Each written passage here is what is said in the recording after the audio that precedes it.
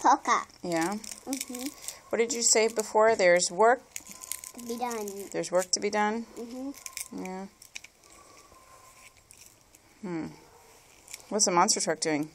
He's collecting all the kinds of leaves for his winter sports competition. He's gonna come out in the winter. He's wobbling listening. What does the birds do when they're hungry when it's winter?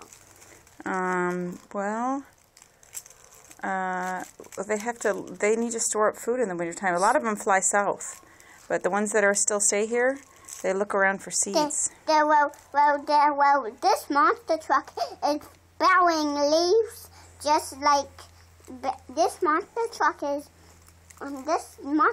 is bowing leaves just like squirrels bow the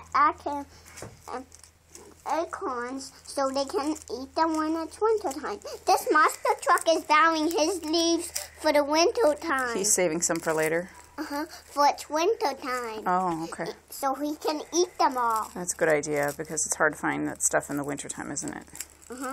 Yeah. So he chews all the snow and eats all it. That's silly.